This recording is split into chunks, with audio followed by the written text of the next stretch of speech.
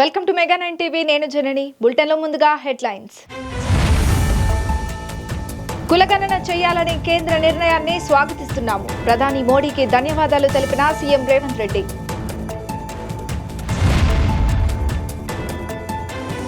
ధరణి ద్వారా అనేక సమస్యలు వచ్చాయి. వాటి పరిష్కారం కోసమే భూభారత్ అన్న జూపల్లి.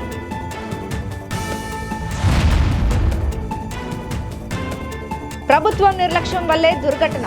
సింహాచలం ఘటనపై వైఎస్ జగన్ ఆరోపణలు. ఎల్ఓసి అంతర్జాతీయ సరిహద్దు వెంబడి కాల్పులు. హాట్ లైన్ లో పాకిస్తాన్ కి స్ట్రాంగ్ వార్నింగ్ ఇచ్చిన భారత్.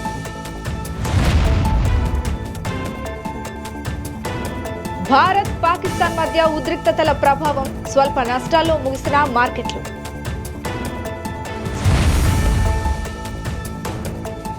తెలంగాణ సీఎం రేవంత్ రెడ్డి కులగణనపై కేంద్రం తీసుకున్న నిర్ణయంపై తాజాగా స్పందించారు. ఇందులో భాగంగా దేశవ్యాప్తంగా కులగణనను చేయాలని రాహుల్ గాంధీ డిమాండ్ చేశారని, భారత్ జూడోలో చెప్పిన మాట ప్రకారం కులగణన చేసిన మొదటి రాష్ట్రం తెలంగాణ అని అన్నారు. 42% రిజర్వేషన్ అమలు కోసం అసెంబ్లీ తీర్మానం చేశామని, ప్రతిపక్షంలో ఉన్న రాహుల్ గాంధీ విజయం అమలులోకి వచ్చిందని ఈ సందర్భంగా తెలిపారు. తెలంగాణ నిర్ణయాన్ని దేశం అమలు చేస్తున్నందుకు గర్వంగా ఉందని, కులగణన చేయాలని కేంద్రం నిర్ణయించడానికి స్వాగతిస్తున్నామని ఆయన అన్నారు. ఈ విషయంపై సీఎం ప్రధాని మోడీకి కేంద్ర మంత్రులకు ధన్యవాదాలు తెలిపారు. 10 సంవత్సరాలు మేమే అధికారంలో ఉంటామన్నారు సీఎం రేవంత్ రెడ్డి. ఈ 10 సంవత్సరాలు ఫామ్ హౌస్ లోనే ఉండి కేసీఆర్ చరిత్ర సమాధి అయిపోతుందని కీలక వ్యాఖ్యలు చేశారు. అనంతరం మొన్న సభలో కేసీఆర్ కు తన పేరు తీయడానికి కూడా ధైర్యం రాలేదని సీఎం రేవంత్ ఎద్దేవా చేశారు. 2024 నుంచి మేము అధికారంలోకి వచ్చిన ఈ రోజు చెప్తున్న మిత్రుల ద్వారా ఫామ్ హౌస్ లో ఉన్న పెద్ద ఆయన చెప్తున్న 10 సంవత్సరాలు మేమే పరిపాలన చేస్తాం. 10 సంవత్సరాలు నువ్వు ఫామ్ హౌస్ లో ఉంటావు, ఆ తర్వాత శాశ్వతంగా అక్కడనే నీ చరిత్ర సమాధి అయిపోతుంది అని చెప్పి నేను స్పష్టంగా చెప్పదలుచుకున్నాను. కానీ ఒక్కటి మాత్రం నాకు అర్థమైంది, నా పేరు తీసుకొని కూడా ధైర్యం రాలే. మొత్తం ప్రసంగం మీరు గమనించండి, ఎక్కడైనా పేరైనా తీసుకున్నాడా? మా కాంగ్రెస్ పార్టీ కార్యకర్తల బలం ఏందో దాన్ని బట్టి అర్థమైంది కదా. ధరణి ద్వారా పరిష్కారం కాని భూ సమస్యలు పరిష్కరించేందుకే భూభారతి చట్టం తీసుకువచ్చామన్నారు మంత్రి జూపల్లి. భూ సమస్యల శాశ్వత పరిష్కారానికి భూభారతి చట్టం ఎంతగానో ఉపయోగపడుతుందన్నారు. భూమి హక్కు అనేది గౌరవం, ఆత్మవిశ్వాసం, ధైర్యం అని అన్నారు. భూమి కొనుగోలు చేసిన పట్టాదారు రికార్డులో నమోదు కాకపోవడం కారణంగా రైతుకు రైతు బంధు, రైతు భరోసా రాలేదని తెలిపారు. అనంతరం జిల్లా కలెక్టర్ బాదావత్ సంతోష్ రాష్ట్ర ప్రభుత్వం నూతనంగా ప్రవేశపెట్టిన భూభారతి చట్టంతో భూ వివాదాలు శాశ్వత పరిష్కారం అవుతాయని అన్నారు.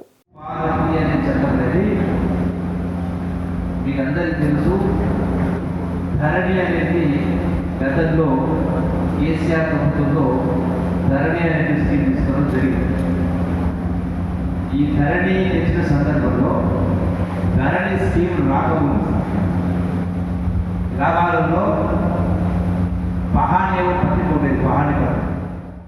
కేంద్ర ప్రభుత్వం కులగణన చేస్తామనడం రాహుల్ గాంధీ వ్యక్తిగత విజయమన్నారు టీపీసీసీ ప్రచార committee chairman Madhu Yaskhi Goud. CM Revanth Reddy కులగణన చేసి కేంద్ర ప్రభుత్వానికి బిల్ పంపారని తెలిపారు. కేంద్ర ప్రభుత్వం కులగణన చేస్తామనడం రాహుల్ గాంధీ వ్యక్తిగత విజయమని చెప్పుకొచ్చారు. అనంతరం వెంటనే కేంద్ర ప్రభుత్వం బిల్లు అమలు చేయాలని మధు యాష్కి తెలిపారు. కేంద్ర ప్రభుత్వానికి ఇంకొక విన్నపం, తెలంగాణ రాష్ట్ర ప్రభుత్వం కులగణన చేపట్టినాక శాస్త్రీయంగా కులగణన చేపట్టి 42% రిజర్వేషను 42% రిజర్వేషన్ ఓబీసీలకు పెంచాలని నిర్ణయం తీసుకొని పంపించింది. కులగణన అనేది స్టేట్ ఒక యూనిట్గా ఉండాలి. కేంద్ర ప్రభుత్వం నిర్ణయం మంచిదే, కానీ దానిని రాష్ట్రాన్ని ఒక యూనిట్గా తీసుకోవాలి. ఎందుకంటే కొన్ని కులాలు ఒక రాష్ట్రంలో బీసీలో ఉంటే పక్క రాష్ట్రం కర్ణాటకలో ఎస్సీలలో ఉన్నాయి. బోయ కులమే కావచ్చు, ఇంకా కొన్ని కులాలు అట్లా ఉదాహరణ తీసుకుంటే. కానీ గత ప్రభుత్వం తెలంగాణ ఏర్పడ్డాక బీఆర్ఎస్ పార్టీ ప్రభుత్వం కేసీఆర్ గారు కులగణన చేపట్టి సమగ్ర సర్వే చేపట్టి దాన్ని తన రాజకీయ అవసరాల కొరకు వాడుకున్నాడు. యాదవులుంటే గొర్రెలు బర్రెలు ఇచ్చినట్టు వాళ్ళకి, ముదిరాజులుంటే చేప పిల్లలు పెంపటానికి కొరకంటూ కులగణని బయటికి తెలియపరచకుండా పూర్తిగా తన రాజకీయ అవసరాల కొరకు వాడుకున్న దుర్మార్గపు పార్టీ టీఆర్ఎస్ బీఆర్ఎస్ పార్టీ. ఆ పార్టీ అధ్యక్షుడు చంద్రశేఖరరావు. ప్రధానమంత్రికి మాకు విన్నపం ఏంటంటే కులగణన మీరు చేపడతా అని చెప్పడం క్యాబినెట్ నిర్ణయం స్వాగతమే, కానీ దానిని మీ సొంత గుప్పిట్లో పెట్టుకోకుండా కులగణన జరిపినాక కులాల ప్రాతిపదికన జనాభా ప్రాతిపదికన దేశంలో ఉన్న సంపదని పంపం చేయడానికి కొరకు దీన్ని వాడుకోవాలని మా విజ్ఞప్తి. చంద్రశేఖరరావు లాగా మీరు సొంత పార్టీ అవసరాల కొరకు దీన్ని వాడుకోవద్దు. దీన్ని చేపట్టినాక గుప్పిట్లో పెట్టుకొని బహిర్గతం చేయకుండా రాజకీయ అవసరాలకు వాడుకోవద్దనేది మా విజ్ఞప్తి. పాకిస్తాన్పై భారత్ యుద్ధం ఖచ్చితంగా జరుగుతుందని తెలంగాణ బీజేపీ ఎమ్మెల్యే ఠాగూర్ రాజాసింగ్ తెలిపారు. శ్రీవారి దర్శనార్థం తిరుమల వచ్చిన తెలంగాణ బీజేపీ ఎమ్మెల్యే ఠాకూర్ రాజాసింగ్ పలు కీలక వ్యాఖ్యలు చేశారు. ఉగ్రదాడిపై తెలంగాణ సీఎం 2 విధాలుగా మాట్లాడుతున్నారని మండిపడ్డారు. ఉగ్రదాడిపై తెలంగాణ సీఎం ఓవైసీతో కలిసి హైదరాబాద్లో క్యాండిల్ ర్యాలీ చేస్తూనే మరోవైపు పాకిస్తాన్ జెండా కనిపిస్తే అరెస్ట్ చేయాలని ఆదేశాలు ఇవ్వడం ఏమిటని ప్రశ్నించారు. నా ఆఫీస్ గడప కాడ పాకిస్తాన్ ఫ్లెక్స్ మా కార్యకర్తలు పెట్టినారు. అంటే నా ఆఫీస్కి వచ్చే పోయోలు ఆ పాకిస్తాన్ జెండాని తొక్కి రావాలని.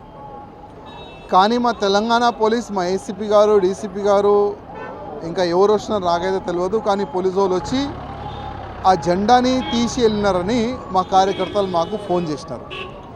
నేను పోలీసు వాళ్ళకి అడిగిన అసలు ఎందుకు తీసినారు అంటే పోలీసు వాళ్ళు అంటున్నారు అది పాకిస్తాన్ జెండా కాదు, ఒక మతానికి చెందిన జెండా అని పోలీస్ అధికారులు అంటే నేను గూగుల్లో సెర్చ్ చేసి పోలీస్ అధికారులకు పంపించిన. చూడండి పాకిస్తాన్ జెండానే, మీకు ఇంత కూడా అవగాహన లేకపోతే ఎట్లా అంటే పోలీసు వాళ్ళు అప్పుడు అంటున్నారు హౌ ఇది పాకిస్తాన్ జెండానే అంటే. ఒకవైపు తెలంగాణ ముఖ్యమంత్రి గారు ఓవైసీతోని కలిసి క్యాండిల్ మార్చ్ తీసినారు. అక్కడ పహల్గాంలో టెర్రరిస్టు దాడిలో చాలా మంది మనోళ్ళు చనిపోయినారని. ఇంకోవైపు పోలీసు వాళ్ళకి ఆదేశం ఇస్తున్నారు ఎవరైనా పాకిస్తాన్ జెండా రోడ్ పైన కానీ మాల్ గడప కాడ కానీ ఏదైనా రాజకీయ నేతలు గడప కానీ పెడితే వాళ్ళపైన యాక్షన్ తీసుకోవాలని. మా ముఖ్యమంత్రి గారు 2 వైపు పనిచేస్తున్నారు. అసలు పాకిస్తాన్ జెండాకి మా పోలీసు వాళ్ళకి ఎందుకు ఇంత ప్రేమ మాకు అర్థమైతలేదు. కానీ మంచి ఒక మీటింగ్ ప్రధానమంత్రి మోదీ గారు ఢిల్లీలో చేసినారు, హై లెవెల్ మీటింగు.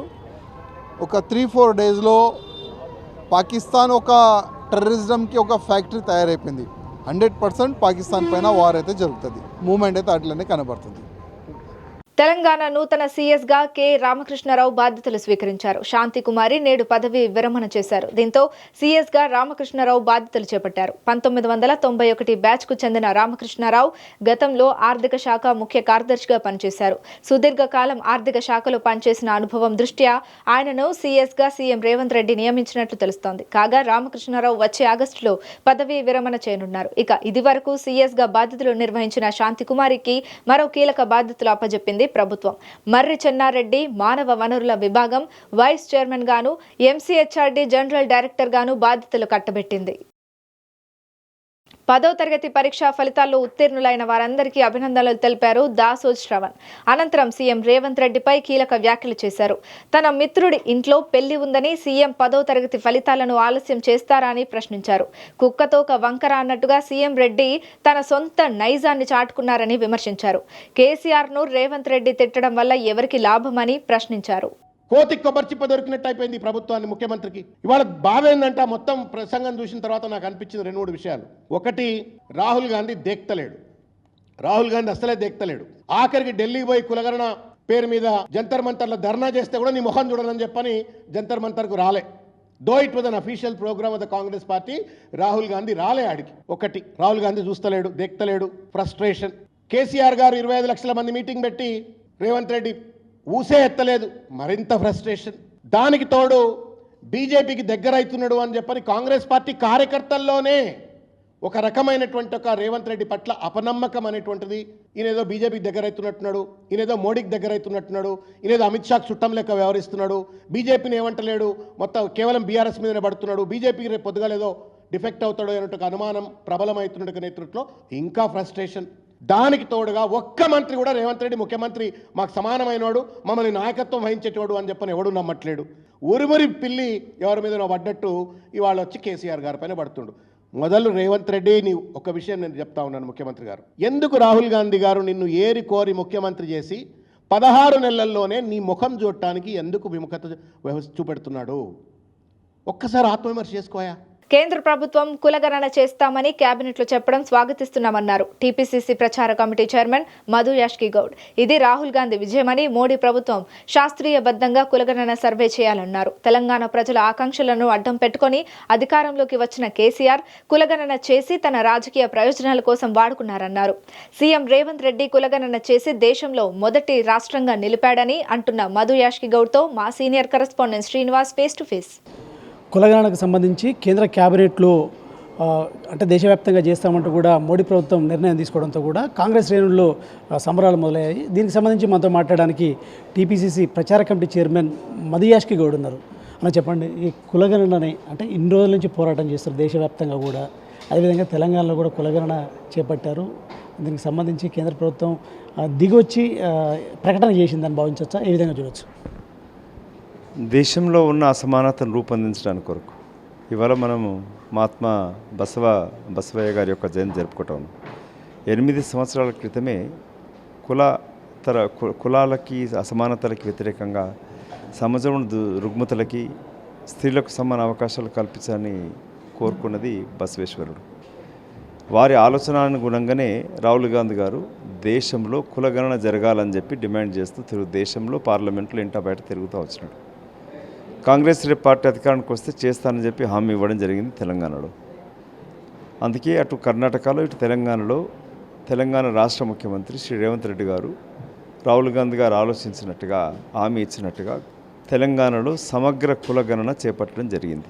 చేపట్టడమే కాకుండా బీఆర్ఎస్ పార్టీ చంద్రశేఖరరావు తన సొంత రాజకీయ ప్రయోజనాలకు వాడుకున్నట్టుగా కాకుండా కులగణన జరిపి తెలంగాణ అసెంబ్లీలో చట్టం తీసుకొచ్చి 42% జనాభా ప్రాతిపదికన ఓబీసీలకు రిజర్వేషన్ పెంచాలని చెప్పి చట్టం చేసి పంపించింది రేవంత్ రెడ్డి గారు. ఇవాళ కేంద్ర ప్రభుత్వం క్యాబినెట్ తీసుకున్న నిర్ణయాన్ని స్వాగతిస్తూ ఇది రాహుల్ గాంధీ గారు, బీసీ సంఘాలు, తెలంగాణ రాష్ట్ర ప్రభుత్వం తీసుకొచ్చిన ఉద్యమాన్ని విజయంగా భావిస్తూ ఒకటి గమనించాల్సింది, ఇక్కడ జాగ్రత్తగా ఉండాల్సింది ఏంటంటే చంద్రశేఖరరావు లాగా నరేంద్ర మోదీ గారు కూడా బీజేపీ పార్టీ కులగణన జరిపి తమ పార్టీ ప్రయోజనాల కొరకు వాడుకునే ప్రమాదం ఉన్నది. అది జరగకుండా చూడాలంటే కంటిన్యూ ప్రెషర్ ఉండాలి. సోదరులు మన బీసీ సంఘాల నాయకుడైన జాజు శ్రీనివాస్ గారు ఏప్రిల్ 2న ఢిల్లీలో ఒక సమావేశం ఏర్పాటు చేయడం జరిగింది. జాజు శ్రీనివాస్ గారికి మిగతా బీసీ సంఘాలకి విజ్ఞప్తి ఏంటంటే రాహుల్ గాంధీ గారు కోరుకునేది జనగణన చేసేసి ఊరుకోవడం కాదు, సమాజంలో ఉన్న ప్రకృతి వనరులను పంపకం చేయాలి, ఎవరి వాట ఎంతో తేల్చాలనేది వారి యొక్క దృక్పథం. ఆ విధంగా అమలు కావాలంటే మీ యొక్క కంటిన్యూ ప్రెషర్ కేంద్ర ప్రభుత్వం పైన ఉండాలి. పార్టీ పరంగా ప్రతిపక్ష నాయకుడు రాహుల్ గాంధీ గారు చేస్తారు, కాంగ్రెస్ పార్టీ పోరాటం చేస్తుంది. కానీ మీరు కూడా బీసీ సంఘాలు కూడా పాలాభిషేకానికి పరిమితం కాకుండా సమగ్రంగా కేంద్ర ప్రభుత్వం కులగణనని అమలు చేస్తూ సమాజ వనరుల పంపకంలో వారి దృష్టి మళ్లించకుండా చేయాల్సిన జాగ్రత్తలపైన మనము కలిసికట్టు పోరాటం చేయాల్సిన అవసరం ఉండదు. అంటే ఒకవైపు కేంద్ర ప్రభుత్వం చేస్తామంటూనే కూడా కాంగ్రెస్ దీనిపై రాజకీయం చేస్తుందంటూ కూడా మోడీ కూడా మాట్లాడండి, ఎలా చూడొచ్చు అంటారు? చేస్తానని చెప్పి మోదీ గారు ఎప్పుడు చెప్పలే, ఒప్పుకోలే. అందుకే ఇప్పుడు కూడా వారిని పూర్తిగా విశ్వసించడానికి నమ్మకం కలగట్లేదు. ఒకవేళ నిజంగానే చిత్తశుద్ధి ఉంటే కాస్ట్ సెన్సస్ అనేది స్టేట్ యూనిట్ ప్రాతిపదిక తీసుకోవాలి ఒకటి. అటు బీహార్ అండ్ తెలంగాణ రాష్ట్ర ప్రభుత్వాలు ఆల్రెడీ ప్రతిపాదన చేసి పంపించాయి. నరేంద్ర మోదీ గారికి నిజంగానే చిత్తశుద్ధి ఉంటే ఈ 2 రాష్ట్రాల ప్రతిపాదన వెంటనే అమలు చేయాలని మేము కోరుతాము. కాంగ్రెస్ ఏదైతే ఈ ఫోర్స్కి కేంద్ర ప్రభుత్వం దిగొచ్చిందని చెప్పొచ్చా? అంటే కాంగ్రెస్ కేంద్ర ప్రభుత్వం బీజేపీ మోడీ ప్రభుత్వాన్ని మెడలు ఉంచిందని భావించవచ్చా? ఎలా చూడొచ్చు? 101% ఇది రాహుల్ గాంధీ గారి ఒత్తిడి వల్లనే జరిగింది. ఇది మన ఏఐసీసీ సమావేశాలు అహ్మదాబాద్లో కూడా భవిష్యత్తులో ఏ రాజకీయ పార్టీ పబ్బం గడపాలన్నా కులగణన చేపట్టాల్సిందే, దాన్ని అనివార్య పరిస్థితులు కల్పించింది శ్రీ రాహుల్ గాంధీ గారు. కేవలం రాహుల్ గాంధీ గారి వల్లనే జరిగింది. యూపీఏ ప్రభుత్వం సోనియా గాంధీ ఆధ్వర్యంలో కూడా ప్రత్యేక తెలంగాణని ప్రకటించింది. కానీ కేసీఆర్ మాత్రం అసలు తెలంగాణకు పెద్ద విలను కాంగ్రెస్ పార్టీ అంటూ కూడా సభలో పదే ప్రస్తావించండి, ఎలా చూడొచ్చు? తాగినోడి మాట నీటి మీద మూట అంటారు. చంద్రశేఖరరావు ఏ సమయంలో ఎప్పుడు మాట్లాడుతుంది దాన్ని బట్టి మనం ఆలోచన చేయాలి. తాగినోడు ఉదయం మాట్లాడితే నిజం మాట్లాడతాడు, తాగినోడు సాయంత్రం మందు కొట్టి 2 పెగ్గులేసి మాట్లాడితే అబద్ధాలు మాట్లాడతాడు.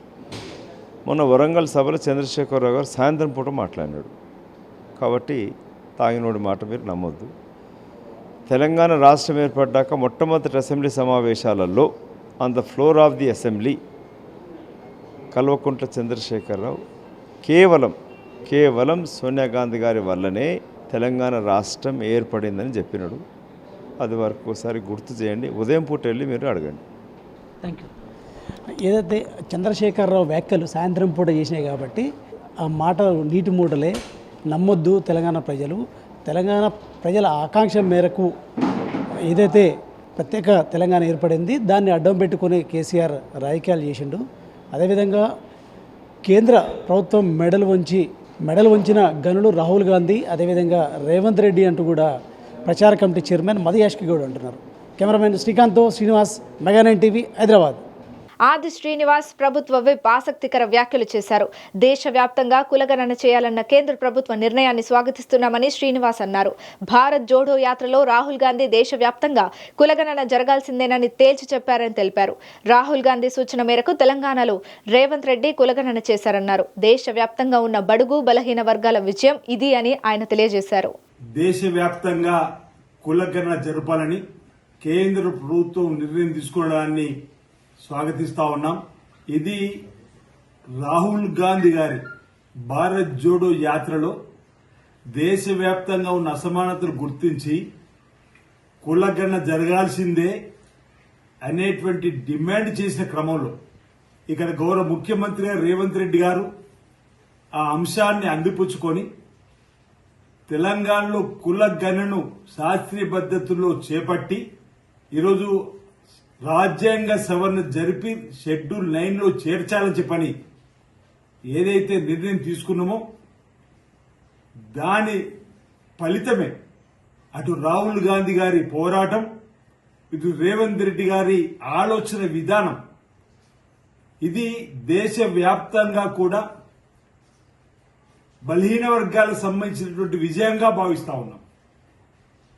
రాహుల్ గాంధీ గారు తెలంగాణ రాష్ట్ర ముఖ్యమంత్రి గౌరవ రేవంత్ రెడ్డి గారు తీసుకున్న నిర్ణయాన్ని స్వాగతిస్తూ సమర్థిస్తూ తెలంగాణ దేశానికి రోల్ మోడల్ కాబోతుందని చెప్పినటువంటి సందర్భాన్ని గుర్తు చేస్తూ సింహాచలం అప్పన్న సన్నిధిలో గోడ కూలి 7 భక్తులు ప్రాణాలు కోల్పోయారు. దీంతో పలు కుటుంబాల్లో విషాదం నెలకొంది. ఇక కేజీహెచ్ ఆసుపత్రిలో బాధిత కుటుంబాలను హోంమంత్రి అనిత పరామర్శించారు. ఈ సందర్భంగా కోటి పరిహారం ప్రకటించాలని బాధిత కుటుంబాలు డిమాండ్ చేశాయి. ఈ సందర్భంగా బాధిత కుటుంబాలు కోటి పరిహార నష్టం అడుగుతున్నారని తెలిపారు. ఈ విషయాన్ని ముఖ్యమంత్రి చంద్రబాబు దృష్టికి తీసుకెళ్తానని చెప్పారు. మృతుల కుటుంబాలకు న్యాయం జరిగేలా జిల్లాలోని ఎమ్మెల్యేలమంతా బాధ్యత తీసుకుంటామని చెప్పారు. ప్రస్తుతం రాష్ట్ర ప్రభుత్వం 25 లక్షల రూపాయల పరిహారం, కుటుంబంలో ఒకరికి ఉద్యోగం ఇప్పిస్తామని చెప్పిందని తెలిపారు. చాలా దురదృష్టం.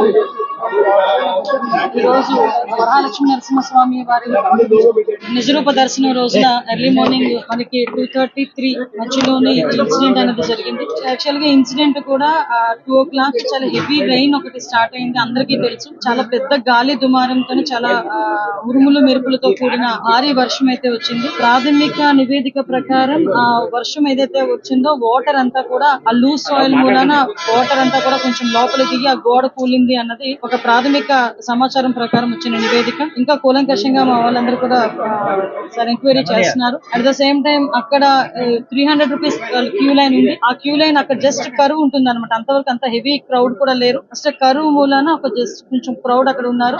అది మూవ్ అవుతూనే ఉన్నారు. ఎక్కడ కూడా మనకి ఆగిపోవడం కానీ అంటువేదేం లేదు. చాలా అన్ఫార్చునేట్ థింగ్, ఆ గోడ పడిపోవడం వలన సుమారుగా 7 ప్రాణాలు కోల్పోవడం జరిగింది. అందులో 4 పురుషులు ఉన్నారు, 3 స్త్రీలు ఉన్నారు.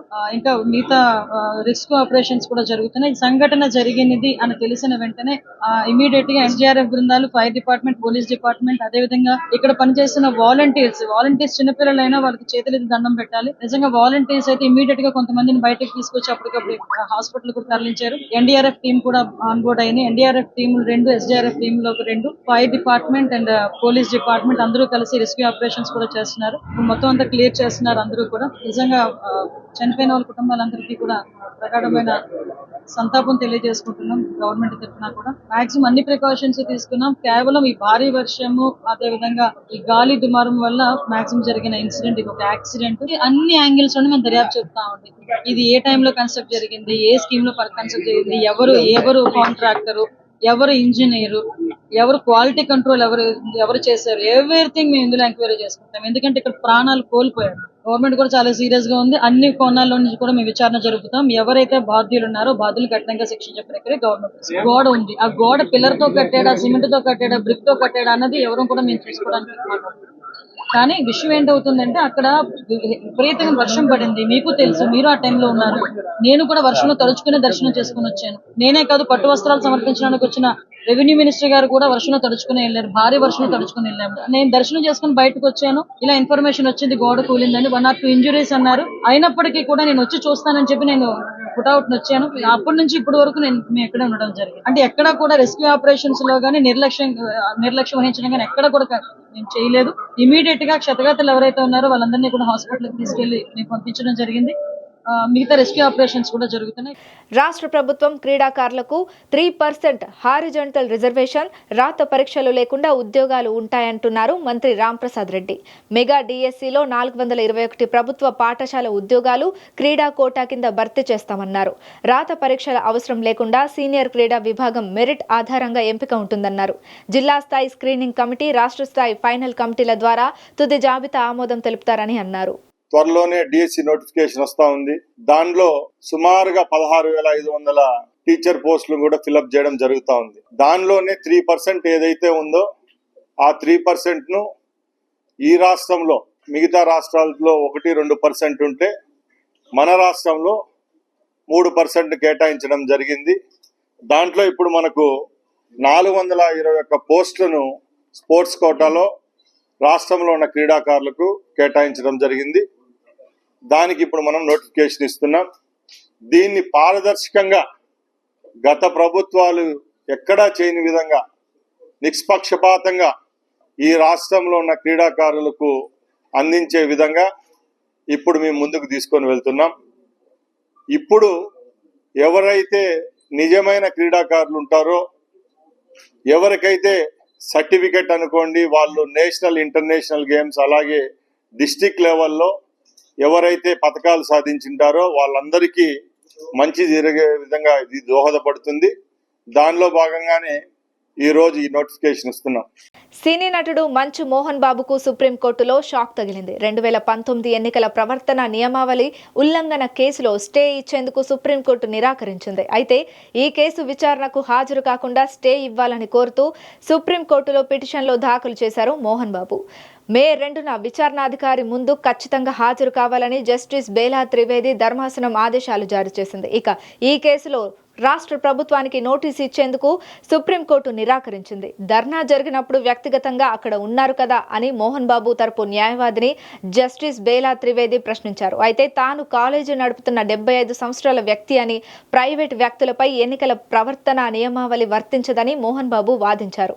ఫీజు రియంబర్స్మెంట్ కోసం తాము చేసిన ధర్నా ఎంసీసీ పరిధిలోకి రాదని, చార్జ్షీట్లోనూ ఎంసీసీ ఉల్లంఘన కేసు తమపై మోపారని సుప్రీంకోర్టులో వాదనలు వినిపించారు మోహన్ బాబు తరపు న్యాయవాది. అయితే ఈ కేసులో తదుపరి విచారణ 4 వారాలకు వాయిదా వేసింది సుప్రీంకోర్టు. కర్రెగుట్టలపై భద్రతా బలగాల పట్టు సాధించాయి. 9 రోజుల పాటు జరిగిన ఆపరేషన్లో సిఆర్పీఎఫ్ విజయం సాధించింది. ఐబీ చీఫ్ నేరుగా కర్రెగుట్ట ప్రాంతానికి చేరుకున్నారు. సిఆర్పీఎఫ్ ఆపరేషన్ను ఐబీ చీఫ్ కు వివరించాయి. కర్రెగుట్టలపై ప్రాంతంలో సిఆర్పీఎఫ్ బేస్ క్యాంపు ఏర్పాటుకు నిర్ణయం తీసుకుంది. ఈ బృందం త్వరలో బేస్ క్యాంప్ను ఏర్పాటు చేయనున్నాయి. ఛత్తీస్గఢ్, తెలంగాణ ప్రాంతాలకు అందుబాటులో ఉండే విధంగా బేస్ క్యాంపు ఏర్పాటు చేశాయి. బాణుడి ప్రతాపం రోజు రోజుకు అధికమవడంతో కరీంనగర్ జిల్లా జనజీవనం అతలాకుతలమవుతోంది. ఉదయం నుంచే కాలు బయట పెట్టలేని విధంగా ఎండలు మండిపోవడంతో జనం ఉక్కిరిబిక్కిరవుతున్నారు. గత 4 రోజులుగా కొడుతున్న ఎండలతో కరీంనగర్ ఉమ్మడి జిల్లా వ్యాప్తంగా నిప్పుల కొలిమిలా మారిందని చెప్పవచ్చు. ఇక కరీంనగర్ జిల్లాలో మండుతున్న ఎండలపై మరింత సమాచారం మా ప్రతినిధి ప్రేమ్ కుమార్ అందిస్తారు. రోజుకు పెరుగుతున్న ఎండల కారణంగా కరీంనగర్ ఉమ్మడి జిల్లా వ్యాప్తంగా జనజీవనం అతలకుతలమవుతుందని చెప్పొచ్చు. అయితే నిన్నటిదాకా కొంత చల్లబడినట్టు కనబడినా నిన్న సాయంత్రం ఉదయంకేళ్ళు కూడా విపరీతమైన ఎండలు బాదుతుండటంతో వాళ్ళ జనమైతే అతలకుతలమవుతున్నారు, జనజీవనం స్తంభించిందని చెప్పుకోవచ్చు. అయితే గత వారంలో కొంత ఉల్లాసం కలిగించే విధంగా చల్లబడినప్పటికీ వల్ల మరో 4 రోజుల్లో విపరీతమైన ఉష్ణోగ్రతలు పెరిగిపోతుండటంతో కరీంనగర్ ఉమ్మడి జిల్లా వ్యాప్తంగా కూడా ప్రజలైతే అల్లాడిపోతున్నారు. ఎక్కడ చూసినా అంటే జనమైతే ఉక్కిరిబిక్కిరి అవుతున్నారు, శ్వాస పీల్చుకోలేని పరిస్థితి దాపురించింది. అయితే ఇది ఇలా ఉంటే కరీంనగర్ ఉమ్మడి జిల్లా వ్యాప్తంగా కూడా కొన్ని ప్రాంతాల్లో ఇవాళ రైతులైతే తీవ్ర ఇక్కట్లు ఎదుర్కొంటున్నారు. ధాన్యం నమ్ముకునేందుకు ఐకేపీ కేంద్రాల వద్ద ఉన్నటువంటి రైతులైతే మాత్రం తల్లడిల్లిపోతున్నారు, ఎండ దెబ్బకైతే తల్లడిల్లిపోతున్నారని చెప్పొచ్చు. ఇప్పటికే దాదాపు ఒకరు మృత్యువాత పడ్డట్టు కూడా మనకు సమాచారం ఉంది. దాదాపుగా కరీంనగర్, జగిత్యాల, సిరిసిల్ల, పెద్దపల్లి జిల్లాల్లో మాత్రం ఎండలు విపరీతమైన ఎండలకైతే తాకిడికైతే జనం అల్లాడుతున్నారని చెప్పొచ్చు. అయితే ఈ ఐకేపీ కేంద్రాల్లో ఉన్నటువంటి రైతులైతే మాత్రం ధాన్యం అమ్ముకునేందుకు వేచి చూస్తున్న రైతులైతే దాదాపు ఎండవేడి తట్టుకోలేక తీవ్ర ఇక్కట్లు ఎదుర్కొంటారని చెప్పొచ్చు. సిరిసిల్ల జిల్లాలో కూడా దాదాపు ఐకేపీ సెంటర్లో ఉన్న రైతులైతే సొమ్మసిల్లిపోయి ఇవాళ ఆసుపత్రుల పాలైన సందర్భాలు మనం చూసాం. అయితే ఇవాళ గత 4 రోజులుగా కొడుతున్న ఎండలు మాత్రం తీవ్ర భయానక వాతావరణం సృష్టిస్తుంది. కరీంనగర్ ఉమ్మడి జిల్లా వ్యాప్తంగా జనజీవనం అయితే స్తంభించిపోతుందని చెప్పొచ్చు. ఇప్పటికే దాదాపు చాలామంది ఎండ దెబ్బ తగిలి వాళ్ళ ఆసుపత్రుల్లో కిటకిటలాడుతుందని చెప్పొచ్చు. అయితే ఇది ఇలా ఉంటే ఇవాళ జిల్లా వ్యాప్తంగా ఉన్నటువంటి ఉపాధి హామీ పథకం కూలీలు కూడా ఈ దెబ్బకు చాలా తల్లడిల్లిపోతున్నారు. దాదాపు కరీంనగర్ ఉమ్మడి జిల్లా వ్యాప్తంగా దాదాపు అనేక ప్రాంతాల్లో ఇవాళ ఎండ తాకి తట్టుకోలేక అనేక మంది సొమ్మసిల్లి వల్ల ఎండ దెబ్బ తాకి సన్సోక్ తోటి వల్ల అంటే ఆసుపత్రుల పాలు కొట్టుమిట్టాడుతుందని చెప్పొచ్చు. అయితే ఇంకా కూడా ఈ ఎండలు ఇంకా మరో 4 వారం రోజుల పాటు ఇలాగే ఉంటుందని చెప్పి కూడా వాతావరణ శాఖ అధికారులు చెప్పడంతో జనాలు అయితే బెంబెలెత్తిపోతున్నారు. భయానక వాతావరణం ఉంది, ఇలా అయితే తట్టుకోలేమని చెప్పేసి కూడా ప్రజలైతే అల్లాడుతున్నారని చెప్పొచ్చు. ఇంకా చూస్తే ఈ మరో 4 రోజుల్లో మరో వారం రోజుల్లో కూడా ఇదే పరిస్థితి ఉంటుందని చెప్పడంతో వల్ల అంటే అధికారులు మాత్రం ఇంకా ఎవరు కూడా 9-10 అయితే చాలు, ఎవరు కాళ్ళు బయట పెట్టొద్దని చెప్పి కూడా రెడ్ అలర్ట్ కూడా ప్రకటించిన సందర్భాలు ఉన్నాయి కరీంనగర్ ఉమ్మడి జిల్లా వ్యాప్తంగా. అయితే ఉదయం 9 అయిందంటే చాలు కాళ్ళు బయట పెట్టలేని పరిస్థితి ఉంది. ఇప్పటికైనా ప్రజలు వాతావరణ శాఖ అధికారులు ఇచ్చిన సలహాలను పాటించి 9-10 కల్లా అత్యవసర పనులు ఉంటే మాత్రం వచ్చి పనులు చూసుకొని వెళ్ళాలని చెప్పేసి అధికారులు అయితే కోరుతున్నారు. ఇది పరిస్థితి. కెమెరామెన్ రఘుతో Prem Kumar, mega news 9 cameraman, Karimnagar. Khammam జిల్లాలో రాజకీయ పార్టీలు, ప్రజా సంఘాల ఆధ్వర్యంలో రౌండ్ టేబుల్ సమావేశం నిర్వహించారు. ఆపరేషన్ కగార్ను వెంటనే ఆపేయాలని అన్నారు. ఆదివాసులపై జరుగుతున్న దాడిని నిలిపివేసి శాంతి చర్చలు జరపాలన్నారు. అదేవిధంగా ఆపరేషన్ కర్రగుట్టల పేరుతో కొనసాగుతున్న కేంద్ర బలగాలను వెంటనే వెనక్కి తీసుకురావాలని ప్రభుత్వానికి విజ్ఞప్తి చేశారు. మోడీ ప్రభుత్వం ఆదివాసీ గిరిజనులని, మావోయిస్టుల్ని చట్టవిరుద్ధంగా, అప్రజాస్వామికంగా దాడులు చేస్తూ హత్యలు చేస్తుంది. ఈ దాడుల్ని, హత్యల్ని తక్షణమే నిలుపుదల చేయాల్సిందిగా ఖమ్మంలో రౌండ్ టేబుల్ సమావేశం డిమాండ్ చేస్తుంది. అలాగే ఈరోజు కర్రెగుట్ట ప్రాంతంలో 20,000 సైన్యాన్ని దింపి ఆదివాసీల్ని అంతమొందించే కార్యక్రమం చేపట్టింది. సైన్యాన్ని వెనక్కి తీసుకురావాల్సిందిగా కోరుతున్నాం. మావోయిస్టులు చర్చలకి సిద్ధమన్నారు. చర్చలకి సిద్ధం కావాల్సిందిగా ఈ ప్రభుత్వాన్ని డిమాండ్ చేస్తున్నాం. ఈ చర్యలకి పూనుకోకుండా దాడులతోటి, హత్యలతోటి, హింసతోటి ప్రజా ఉద్యమాన్ని వెనక్కి కొడదాం అనుకుంటే మాత్రం తీవ్రతరం అవుతాయి ప్రజా ఉద్యమాలని చెప్పి ఈ ఆదివాసీ దమనకాండ ఏదైతే ఉందో దాన్ని నిరసిస్తూ మే 2వ తారీఖు నాడు ఉదయం ఖమ్మం అంబేద్కర్ చౌరస్తాలో మానవహారం నిరసన తెలియజేస్తూ ఈ ఆదివాసీ హననాన్ని నిలిపివేయాలనేటటువంటిది ప్రభుత్వానికి తెలియజేయడంలో ఒక పాత్ర పోషిస్తూ ఈనాడు జరిగినటువంటి కార్యక్రమం. ఇప్పటికే ఆదివాసీలను ఆ ప్రాంతాల నుంచి ఎవరిని లోపలికి రానివ్వక, ఎవరిని బయటికి పోనీయక వేలాది మంది, 20,000 మంది గ్రౌండ్, పారా మిలిటరీ దళాలతోని ఇవాళ ప్రజలు తల్లే బిడ్డల్ని చంపుతున్నట్టుగా ఇవాళ పాలక వర్గాలే ఈ దేశ పౌరుల్ని నక్సలైట్ల పేర్లతోని కాల్చి చంపడాన్ని నిరసిస్తూ ఉన్నాం. మావోయిస్టుల్ని నిర్మూలిస్తామనే పేరిట మొదలైన ఆపరేషన్ కగార్ ఇవాళ ఆదివాసీల నిర్మూలనగా అది ఇవాళ పరిణామం చెందింది. అందుకని ఇవాళ ఈ దేశంలో, ముఖ్యంగా మధ్య భారతంలో ఇవాళ కేంద్ర ప్రభుత్వం ఒక హత్యాకాండని రాజ్యాంగ వెలుగులోనే బహిరంగంగా ప్రకటించి ఇవాళ హత్యలు చేయడానికి పూనుకొని మార్చి 2026 మార్చి 30వ తారీఖు నాటి వరకు ఈ దేశంలో ఉన్న మావోయిస్టులను అంతం చేస్తామని ప్రకటించి అది వాస్తవ కార్యాచరణలో ఆదివాసీల్ని అంతం చేయడానికి ఆ ప్రాంతంలో మిలిటరీని దింపింది.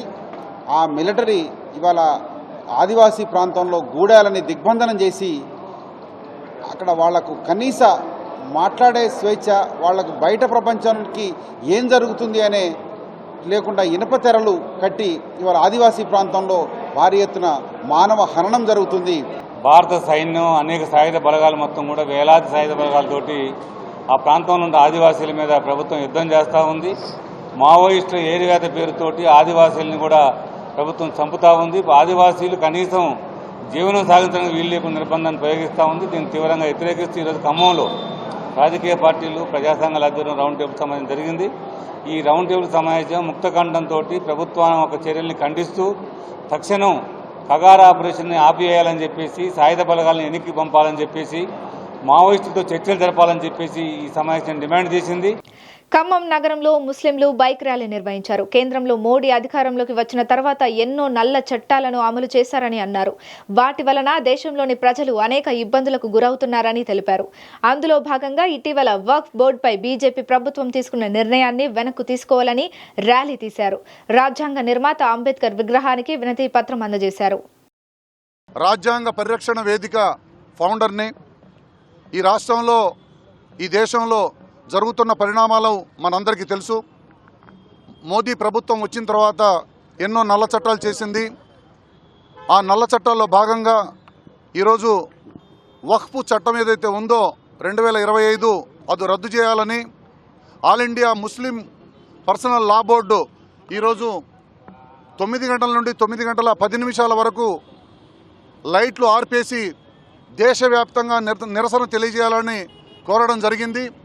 అందులో భాగంగా మేము రాష్ట్ర వ్యాపితంగా, తెలంగాణ వ్యాపితంగా ముస్లిం సోదరులము అందరం కూడా ఆ పిలుపుకు మద్దతుగా ఈరోజు ఈ కార్యక్రమాన్ని చేపట్టడం జరిగింది. పహల్గాం ఉగ్రదాడి నేపథ్యంలో భారత్ పాకిస్తాన్ మధ్య తీవ్ర ఉద్రిక్తత ఏర్పడింది. అయితే ఎలాంటి కవ్వింపులు లేకుండానే పాకిస్తాన్ కాల్పు విరమణ ఒప్పందాన్ని ఉల్లంఘించి కాల్పులు జరుపుతోంది. నియంత్రణ రేఖ వెంబడి పదే పదే జరుగుతున్న కాల్పుల ఉల్లంఘనపై భారత్ పాకిస్తాన్కి గట్టి వార్నింగ్ ఇచ్చిందని రక్షణ శాఖ వర్గాలు తెలిపాయి. 2 దేశాల సైనిక కార్యకలాపాల డైరెక్టర్ జనరల్స్ హాట్ లైన్లో భారత్ పాకిస్తాన్ని హెచ్చరించింది. మంగళవారం ఉదయం వరకు కాల్పుల విరమణ LOC వరకు మాత్రమే పరిమితమైంది. అయితే రాత్రి జమ్మూలోని బగ్వాల్ సెక్టార్లోని అంతర్జాతీయ సరిహద్దు వెంబడి పాకిస్తాన్ దళాలు కాల్పులు జరపడంతో పరిస్థితి మరింత ఉద్రిక్తంగా మారింది. పాకిస్తాన్ భారత్ సైనిక చర్యలకు సిద్ధమైందని, తమ ఆర్మీ నేవీ సిద్ధంగా ఉందని ప్రకటించిన కొద్దిసేపటికే భారత్ వార్నింగ్ ఇచ్చింది. భారత్ దాడి చేస్తుందనే భయంతో పాకిస్తాన్ తన కరాచీ పోర్టులో నేవీ షిప్లను, జలాంతర్గాముల్ని మోహరించింది. దేశంలో విమాన కార్యకలాపాలను ఆ దేశ ఎయిర్ ఫోర్స్ 50% తగ్గించింది. పాక్ మంత్రి ఒకరు ఇప్పటికే భారత్ రాబోయే 24-36 గంటల్లో దాడి చేస్తుందనే సమాచారం తమ వద్ద ఉందని అన్నారు.